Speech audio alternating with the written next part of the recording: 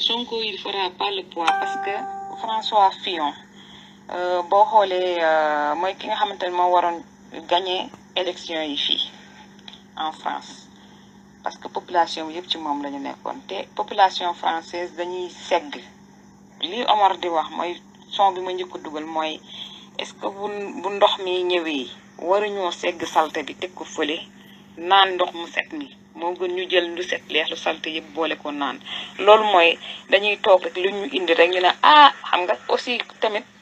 Sénégal yi dafa mel noonu dañu naan moom mi doon wax de moom jël na fi di moom mi doon wax de def na nangam te gis nga loolu dañ koy utiliser tout simplement pour un mois élection yi parce que lu tax ñu koy utiliser pour un mois élection yi c'est pour éliminer candidat boobu duñ ko éliminer mënuñu ko woon éliminer ci parrainage bi et mënuñu ko éliminer ci urne yi parce que moom ak coalition ak Bougane déjà ak PUR Macky Sall du dem deuxième tour si li ñu njort donc il faut l'éliminer si naka mais les mercenaires de la plume lépp lu ñu wax ci ñoom rek des na.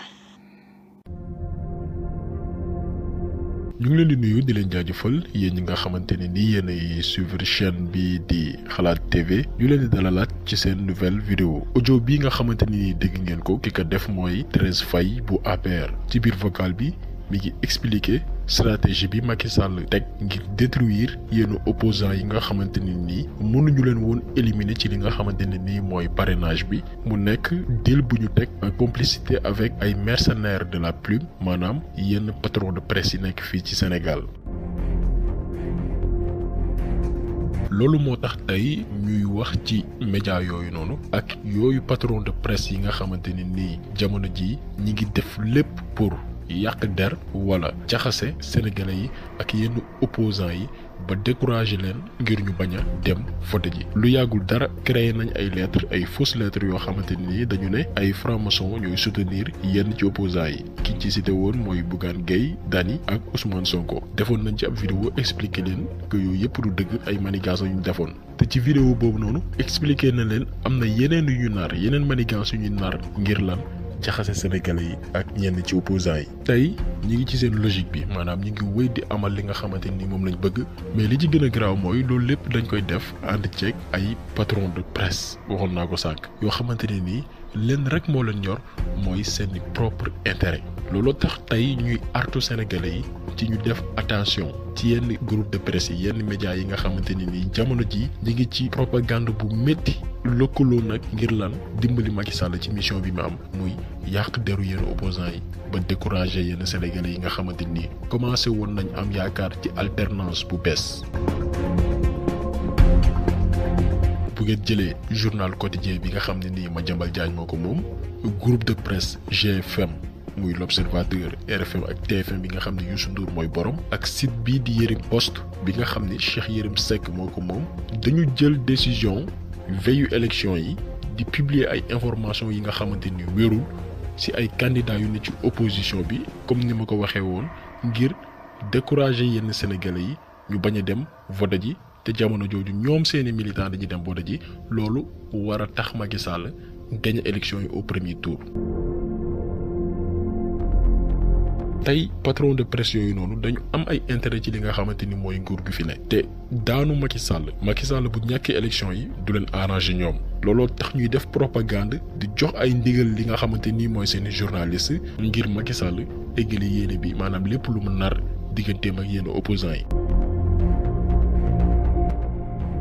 bu ñu jëlee exemple groupe de presse bii di GFM ñëpp xam nañ que ni doonul tullu nëbbu ñëpp xam nañ que ni entreprise la boo xamante ne nii duñu fay impôt Youssou Ndour du fay impôt te loolu depuis bi Macky Sall faloo ci bopp réew mi Youssou Ndour jamono jii mooy délinquant fiscal bi gën a mag jamono jii ci Sénégal te yoreel na xaalis bu bëri ñi nga xam ne ñooy sénégalais yi parce que respecté wul fisc bi du fay impôt mi ngi am alal ci ndoddu sénégalais yi moom ak njabootam. moom ak famille parce que bu dee réere mbir que ni rakkam bu jigéen sax moo nekk SODAV bi nga xam ni moo remplacé BSDA donc moom Youssou Ndour même bu Macky Sall wàccee ci bopp réew mi dañ ko war a yóbbu ci yoon parce que mënuñu comprendre groupe de presse bu doy ni GFM di am ay chiffre d'affaires di am ay bénéfices yu toll ci ay milliards de francs CFA lànk ni du fay impôt ndax lan nguur gi la àndal du dégg du yoon teguñu ko fenn non seulement ministre conseiller la alors que liggéeyulul dara Sénégal intérêt boppam moo ko ñor waaye mi ngi def lépp pour Macky Sall des ci bopp réew mi pour que mu mën a préserver li nga xamante ne nii mooy ay intérêt di utiliser ay médias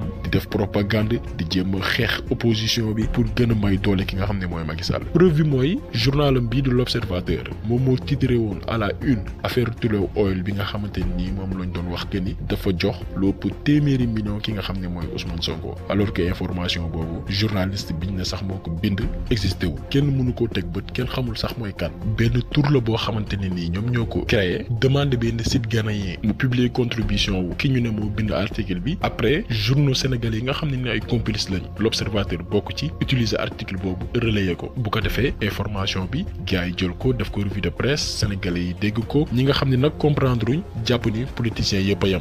tey même bu fekkee ni jànguñu li nga xamante ni mooy journalisme ñëpp a xam nañ que ni lu gën a néew ci liggéeyu journalisme mooy wala benn journal mooy vérifier li nga xamante ni mooy information boo xamante ni jot nga ko mais ñoom ñoo ko tey xamoon nañ que ni information bi amul mais dañ ko def exprès publier ko parce que ay directives la ñuy jot xam nañ ne information bi baaxul mais dañuy sukkandiku ci pression yi nga xam ne seen patron bi lañ koy teg mu Youssou Ndour bi nga xam ni xalaatu lu dul intérêt personnel am dama koy bamtuwaat day utiliser ay médias am pour def chantage li nga xamante ni mooy gouvernement yi gouvernement bu ko wan ginnaaw nag dëdd ko mu utiliser ay médias am di la chantage utiliser journalam utiliser rajo wala télévision pour def propagande il faut que nit ñi comprendre loolu GFM moom ak RTS ñoo yam Macky Sall la ñuy liggéeyal te dinañ def lépp lu ñu mën pour que Macky Sall toog ci bopp réew mi di kàcci di wax lu dul dëgg di propagande lépp lu Macky Sall di def ci njombe ñu dëgg ci seen tànk ne duñ ko wax loolu mooy seen objectif.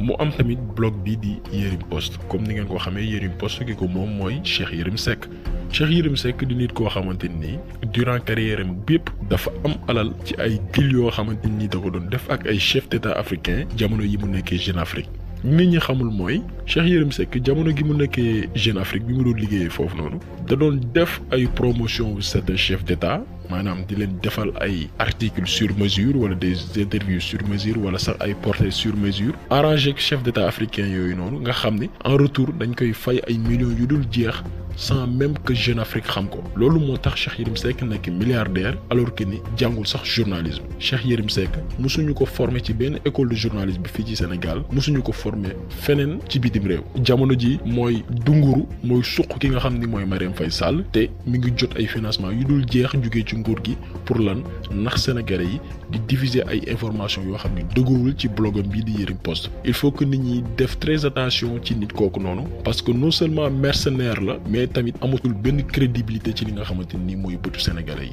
am na cas yoo xam ne duñ ci revenir aat mais def na fi ay njombe yoo xamante ne nii jarutul wóolu ci dara.